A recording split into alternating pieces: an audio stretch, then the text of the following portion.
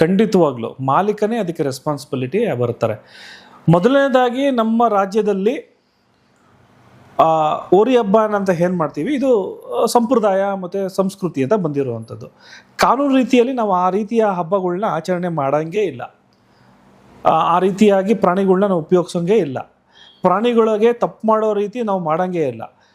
ಹೋರಿ ಆಗಿರ್ಬೋದು ಅಥವಾ ಕೋಳಿ ಆಗಿರ್ಬೋದು ಅಥವಾ ಬೇರೆ ಯಾವುದೇ ಪ್ರಾಣಿಯೂ ಕೂಡ ಅದರ ಒಂದು ಗುಣಮಟ್ಟದ ಲಾಭವನ್ನು ನಾವು ತೊಗೊಬೇಕಾಗತ್ತೆ. ಫಾರ್ ಎಕ್ಸಾಂಪಲ್, ಹಾಲು ಕೊಡುವಂಥ ಹಸುನ ಬೇರೆ ರೀತಿ ಉಪಯೋಗಿಸ್ಕೊಳ್ಳೋಂಗಿಲ್ಲ.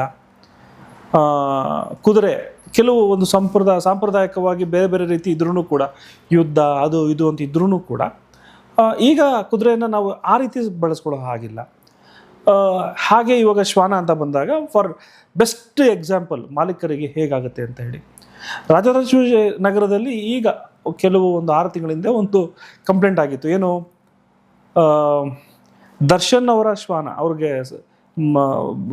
ಸಂಬಂಧಪಟ್ಟಂತ, ಅಂದರೆ ಅವರು ಮಾಲೀಕರಾಗಿದ್ದರು, ಅದು ಯಾರೋ ಒಬ್ಬರು ಅಲ್ಲಿನ ಒಂದು ನಾಗರಿಕರಿಗೆ ಕಚ್ಚಿದೆ ಅಂತ ಹೇಳಿ ದರ್ಶನ್ ಅವರ ಮೇಲೆ ಮತ್ತು ಆ ಕುಟುಂಬದ ಅಲ್ಲಿ ಯಾರ್ಯಾರು ಕೆಲಸದವರು ಇದ್ರು ಅವ್ರ ಮೇಲೆ ಎಲ್ಲರ ಮೇಲೂ FIR ಆಯಿತು. ಸ್ನೇಹಿತರೆ, ನೀವಿನ್ನೂ ಅವನಿಯಾನ ಯೂಟ್ಯೂಬ್ ಚಾನಲ್ನ ಸಬ್ಸ್ಕ್ರೈಬ್ ಮಾಡದೇ ಇದ್ದರೆ ಖಂಡಿತವಾಗಿಯೂ ಸಬ್ಸ್ಕ್ರೈಬ್ ಮಾಡಿ ಮತ್ತು ಇನ್ನಷ್ಟು ವಿಡಿಯೋಗಳಿಗಾಗಿ ಪ್ರೋತ್ಸಾಹಿಸಿ.